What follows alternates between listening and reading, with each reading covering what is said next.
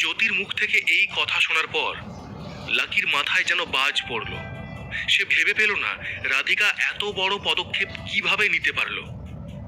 রাধিকার এই পদক্ষেপ কিছুতেই মেনে নিতে পারল না লাকি।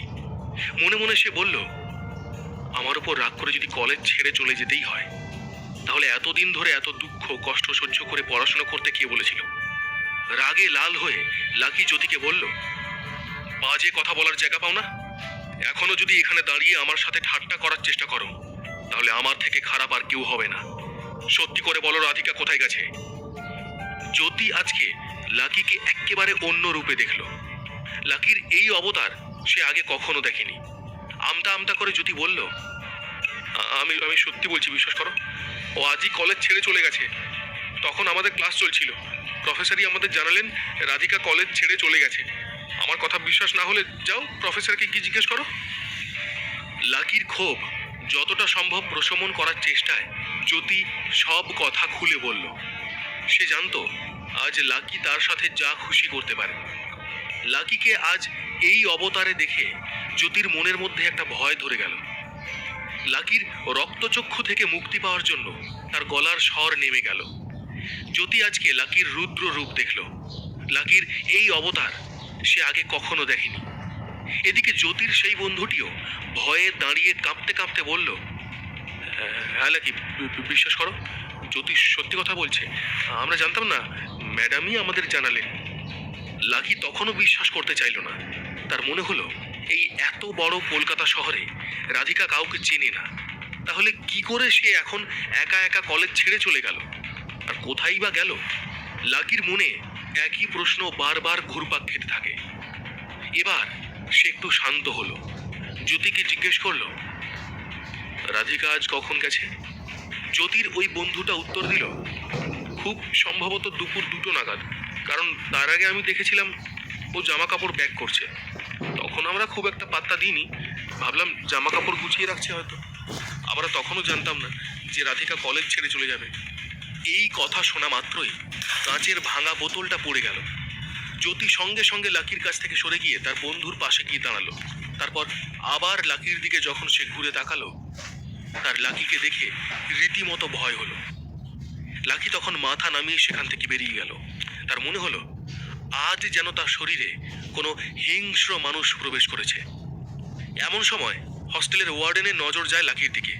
তিনি চিৎকার করে বলে ওঠেন, এই অসভ্য ছেলে, তুমি লুকিয়ে লুকিয়ে মেয়েদের হস্টেলের ভেতরে ঢুকে কি করছো? তারপরেই তিনি জ্যোতির দিকে তাকিয়ে বলেন, এই ছেলেটা কি তোমার ঘরে ঢুকে কোনো প্রবলেম ক্রিয়েট করেছে? আর এখানে এই ভাঙা কাঁচের বোতল কেন পড়ে আছে? ও কি কিছু করেছে? দাঁড়াও, আমি ওর নামে কলেজে এক্ষুনি কমপ্লেন করছি। জ্যোতি তার এলোমেলো চুল ঠিক করতে করতে ওয়ার্ডেনের উদ্দেশ্যে বলল, না না, এটা ওর দোষ নয়, বোতলটা ও ভাঙেনি।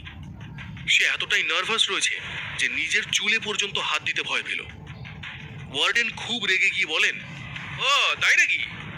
আমি কিন্তু সবটাই বুঝতে পারছি। ওকে বাঁচানোর কোনো দরকার নেই। এরকম ছেলেদের কি করে শায়েস্তা করতে হয় তা আমার খুব ভালো করে জানা আছে।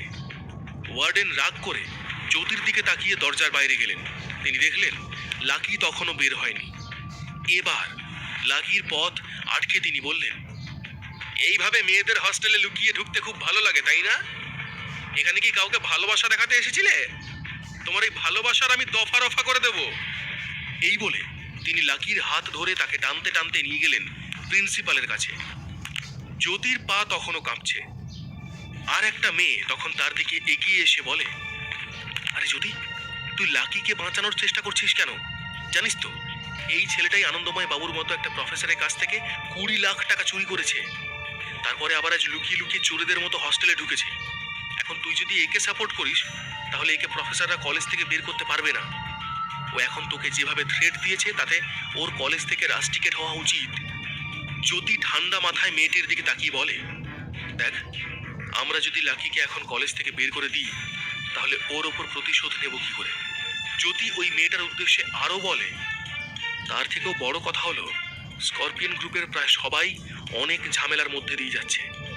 তাই আমার মনে হয় না লাকিকে শাস্তি দেওয়ার এটা সঠিক সময়। এখন লাকি যদি কলেজে খবরটা ছড়িয়ে দেয়, তাহলে সবাই আমাদের নিয়ে হাসাহাসি করবে। ব্যাপারটা বোঝার চেষ্টা কর।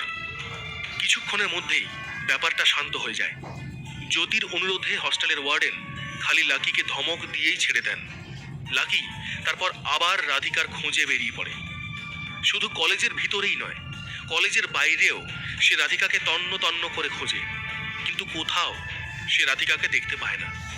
রাধিকা কোথায় গেছে, কি করছে, এই প্রশ্ন ভাবতে ভাবতে লাকি প্রায় ক্লান্ত হয়ে পড়েছে। কিন্তু এই প্রশ্নের উত্তর কারো কাছেই নেই। রাধিকাকে কোথাও পাওয়া গেল না। রাত তখন 12টা। লাকি গিয়ে বসলো সেই পুকুর পাড়ে। পাথরে বসে সেদিনের তাদের সেই প্রথম সাক্ষাতের কথা মনে করলো লাকি। রাধিকা খাবার খাচ্ছিল আর লাকি তাকে পিছন থেকে দেখছিল। চাঁদ তখন লাকির মাথার উপরে, কিন্তু পাশে আজ রাধিকা নেই। একাকিত্ব যেন লাকিকে ভিতর থেকে গুমড়ে গুমড়ে কাঁদালো।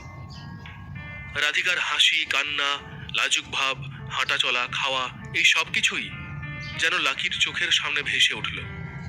তার মনে পড়ল সেই সময়টা যখন রাধিকা পুকুরে ডুবতে যাচ্ছিল আর লাকি তাকে বাঁচানোর পর তার কাঁপুনিটা নিজের বুকে নিয়ে অনুভব করেছিল। ফোন বের করে রাধিকার একটা ছবি দেখল লাকি, আর তার চিন্তা হলো রাধিকা আবার কোনো বড় সমস্যায় পড়েনি তো। লাকি তাকে খুব মিস করলো, এতটাই মিস করলো যে রাধিকার কথা ভাবতে ভাবতে লাকির চোখে জল চলে আসে। চাঁদের আলো যেভাবে সেদিন রাধিকার চোখের জলে পড়ে চিকচিক করেছিল, আজ ঠিক সেই একই কাণ্ড ঘটল লাকির সাথে। কিন্তু সেই জল দেখার জন্য আজ লাকির সাথে কেউ নেই। আজ পুকুরের দিকে তাকাতে ভয় হলো লাকির।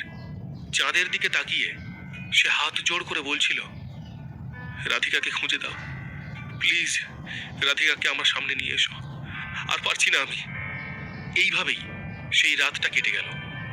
পরের দিনটাও চলে এলো। লাকি সেই একই রকম অস্থির রইল। তার দুঃখ বিন্দু মাত্র কমেনি। রাধিকার কথা ভাবতে ভাবতে লাকির যেন চোখের তলায় কালি পড়ে গেল। দিনকে দিন যেন লাকি আরো ক্লান্ত আর অসুস্থ হয়ে পড়ল। সে ধরেই নিল রাধিকার সাথে আর কোনো দিন তার দেখা হবে না। লাকির মধ্যে কিরকম যেন একটা উন্মাদের ছাপ দেখা গেল। ক্লাসে যাওয়াও বন্ধ করে দিল সে। সারাদিন হস্টেলের এই ঘরের মধ্যে নিজেকে গুটিয়ে রাখে লাকি। সব সময় সে রেগে থাকে, মুখের কোনো অভিব্যক্তি প্রকাশ করে না, খালি জোরে জোরে কাঁদতে থাকে। অরিত্র, অমিত আর প্রীতম লাকিকে নিয়ে খুব চিন্তায় পড়ে যায়। লাকির বন্ধুরা সবাই তাকে জিজ্ঞেস করলো, বল না লাকি, কি হয়েছে? লাকি কোনো উত্তরই দিল না। অমিত, অরিত্র আর প্রীতম ভাবলো ওই 20 লাখ টাকার কারণে লাকি এতটা কষ্ট পেয়েছে। তাদের ধারণা লাকি ওই টাকাটা জোগাড় করতে পারছে না বলে এত টেনশন করছে। ওরা যদি লাকিকে সময় মতো খাবার না দিত, তার যত্ন না করত, তাহলে এত চাপের মাঝে লাকির বেঁচে থাকাটাই খুব মুশকিলের হয়ে যেত। প্রচন্ড চিন্তা থেকে প্রীতম অমিত আর অরিত্রকে বলে, খুব বেশি বাড়াবাড়ি হয়ে যাচ্ছে, এবার কিছু একটা করতে হবে। প্রীতমকে সাপোর্ট করে বাকিরা বলল, হ্যাঁ, এরকম ভাবে যদি চলতে থাকে তাহলে লাকি ডিপ্রেশনে চলে যাবে। অমিত বলল, চল আমরা আজকে লাকিকে নিয়ে একবার স্নান করাই। এই বলে তারা তিনজনে লাকিকে ধরে চ্যাংদোলা করে বাথরুমে নিয়ে যায় স্নান করাতে। লাকি স্নান করে একটু ফ্রেশ হয়। অরিত্র লাকিকে পরিষ্কার বলে দেয়, লাকি, এখন তুই রুমে থাকতে পারবি না, রাত 10টার আগে রুমে আসার কথাও ভাববি না।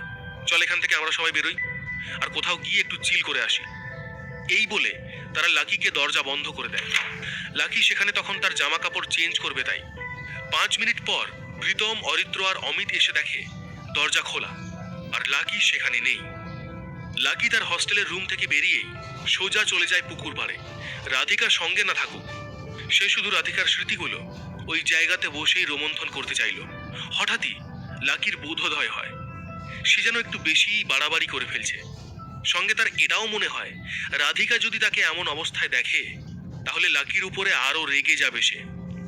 একটা দীর্ঘশ্বাস ফেলে সেখান থেকে বেরিয়ে এসে বড় রাস্তার সামনে এসে একটা অটো ধরতে দাঁড়ালো লাকি। কোথাও একটা ঘুরতে যেতে চাইল সে। সে ভাবলো ভিক্টোরিয়া আর ময়দান চত্বরটা ঘুরে এলে মনটা একটু ভালো লাগবে। অটোতে চেপেও তার রাধিকার কথা মনে পড়ল। এই কয়েকদিন সে যেখানেই গেছে অটোতে তার পাশে রাধিকা বসতো। অটোতে লাকির পাশে আর একটা মেয়েই বসে রয়েছে। লাকি একবার তার দিকে তাকালো আর রাধিকাকে সে আবার খুব মিস করতে লাগলো। রাস্তার দিকে সে তাকিয়ে দেখলো, ভাবলো রাধিকাকে যদি হাঁটতে দেখতে পায় তাহলে এখনই অটো থামিয়ে রাধিকাকে সে চিৎকার করে ডাকবে, তারপর তার হাত ধরেই ভিক্টোরিয়া ঘুরে দেখবে। অটো থেকে নেমে লাকি মেট্রোতে উঠলো ময়দানে যাবে বলে। মেট্রোর গতি যতই বাড়তে থাকে লাকির ততই রাধিকার জন্য মন খারাপ করতে থাকে। এদিকে তার খুব খিদেও পেল। এই কয়েকদিনে সেভাবে খাওয়াই হয়নি, ইচ্ছাও ছিল না। লাকি তো এক প্রকার ঠিকই করে ফেলেছিল, রাধিকাকে না দেখা পর্যন্ত জল পর্যন্ত সে মুখে তুলবে না। মেট্রো থেকে নেমেই লাকি গেল একটা রেস্তোরাঁয় খেতে। মনে মনে সে বলল, রাধিকাকে আমি কথা দিয়েছিলাম একদিন এখানে খেতে আসবো, হাত ধরে ভিক্টোরিয়ার পরে দেখব, ময়দানের মাঠে বসে গগনচুম্বী বিল্ডিংটাকে দেখব, তারপর ওর গালে একটা চুমু খাবো। কিন্তু রাধিকা তুমি চলে গেলে। লাকির চোখে জল চলে আসে। পাশে ওয়েটার এসে তাকে অনেকক্ষণ ধরে কিছু যেন বলছে। লাকির কোনো কথাই কানে যাচ্ছে না। ওয়েটার এবার লাকির চোখের সামনে হাত নেড়ে জিজ্ঞেস করে, স্যার কি খাবেন বলুন। এতক্ষণে লাকির জ্ঞান ফেরে। সে বলল, ফিশ ফ্রাই, বাটার নান, ডাল ফ্রাই, ফ্রাইড রাইস আর মাটন রোগান জোশ। ও হ্যাঁ, সবশেষে একটা লস্যি দিও। লাকির অর্ডার শুনে ওয়েটারটা চমকে উঠল। মনে মনে সে বলল, একটাই পেট, কত খাবার খাবে রে বাবা। ওয়েটারের আবার একটু ভয়ও হলো। লাকিকে দেখে তো আর বড় লোক মনে হয় না। সে এত সব খাবার অর্ডার করে যদি টাকা না দিয়ে পালায়। সেই চিন্তা থেকেই ওয়েটার লাকিকে জিজ্ঞেস করে, স্যার এত খাবার আপনি একা খাবেন? ওয়েটারের কথা শুনে লাকি খুব রেগে গেল। সে বলল, তোমায় যতটুকু করতে বলা হয়েছে ততটুকু কাজ করো, যাও খাবারগুলো নিয়ে এসো। এত খাবার অর্ডার করে লাকির সেই দিনের কথা মনে পড়ল, যেদিন রাধিকাও কলেজ হস্টেলের একটা মেস থেকে এক গাদা খাবার অর্ডার করেছিল, আর সেই সব খাবার হাপুস হুপুস করে খেয়ে রাধিকা পুকুরে ঝাঁপ দিয়েছিল। এদিকে ওয়েটারের চিন্তা তো তখনও যাচ্ছে না। খাবার অর্ডার করার পরেই তিনি আগে ভাগে লাকিকে বিলটা ধরিয়ে দিলেন। লাকি সঙ্গে সঙ্গে সেই টাকা দিয়ে দেয়। তারপর ওয়েটার যায় খাবারগুলি বানানোর অর্ডার দিতে।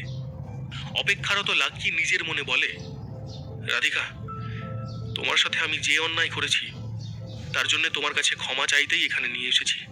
দেখো তোমার পছন্দসই সব খাবার অর্ডার করেছি। এই সবের মধ্যে লাকি দেখতে পেল তার সামনে সব খাবার হাজির। তখন লাকি ওয়েটারকে বলল, আর একটা প্লেট দাও। ওয়েটার আর একটু আশ্বস্ত হলো। সে প্লেটটা নিয়ে এসেই লাকিকে বলল, যাক তাহলে আর কেউ আসবে স্যার। খালি চেয়ারটার দিকে প্লেটটা রেখে বলল ওয়েটার। আর লাকি ওই খালি চেয়ারের সামনে প্লেটটা রেখে বলল, রাধিকা এই দেখো তোমার সব প্রিয় খাবার। এই বলে লাকি তার প্লেটে ফিশ ফ্রাইটা দিল। একটা নানও রেখে বলল, কি ফিশ ফ্রাইটা কেমন লাগলো? খুব ক্রিস্পি না? লাকি এমন আচরণ করলো যেন রাধিকা সত্যিই তার সামনে বসে খাচ্ছে।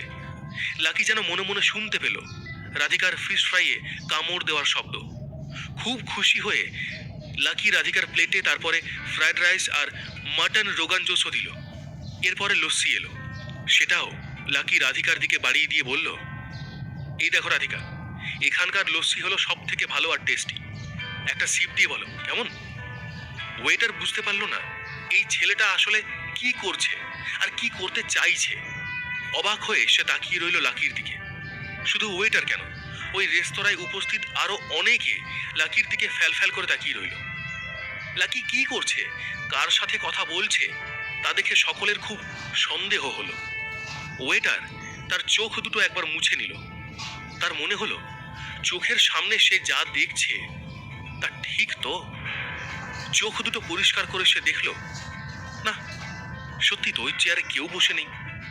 খুব ভয় পেয়ে গেল সে। নিজেকেই সে বলতে লাগলো, ইনি কি এখানে ভূত দেখলেন নাকি? ভয়ে আবারও চেয়ারের দিকে তাকালো সে। দেখলো কেউ নেই, কোনো আত্মার উপস্থিতিও টের পেল না সে। লাকি বলল, রাধিকা তাড়াতাড়ি খাও, এখনো আমাদের অনেক কিছু ঘুরে দেখতে হবে। ওয়েটার এবার ভাবলো ছেলেটা প্রেমে নিশ্চয় ঠকেছে। তারপর এক্সকে এতটাই মিস করছে যে তাকে সব সময় চোখের সামনে দেখতে পাচ্ছে। লাকির আশপাশের লোকেরা, মেয়েরা সবাই দেখলো যে এই ছেলেটা তার প্রেমিকাকে কত ভালোবাসে। তারা ভাবলো এ নিশ্চয়ই কোনো পাগল প্রেমিক হবে। রাধিকা কোথায় গেল? লাকি কি করে খুঁজবে তাকে? লাকি কি সত্যিই রাধিকাকে খুঁজে পাবে? এর পরের গল্প জানতে হলে শুনতে থাকুন